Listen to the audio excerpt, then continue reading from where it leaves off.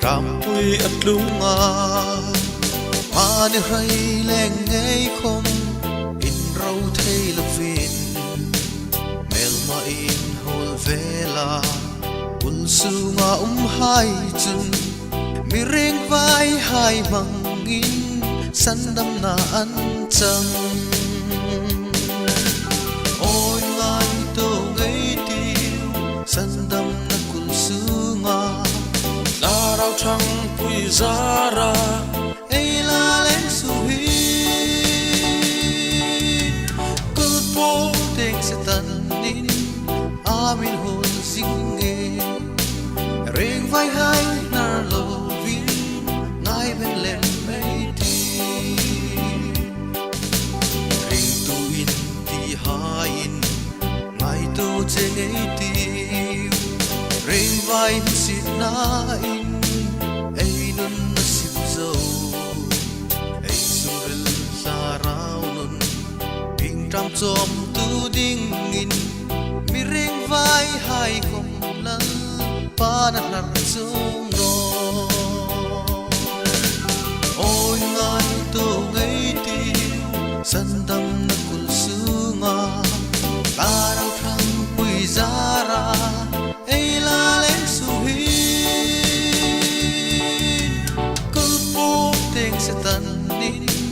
Amin hol zinge Riengvai hai nar lovin Ngai ben lem mei ti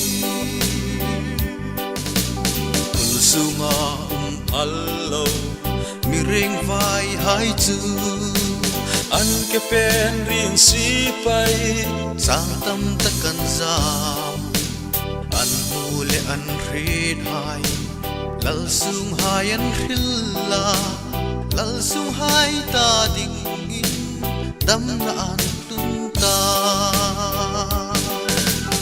Ôi ngai tô ngay tiêu Sandam na kul sunga La rau thang pui zara Ei la len su hin Kul po teng se tan nin Amin hol zinge Riengvai hai nar lovin Ngai ben lem mei ti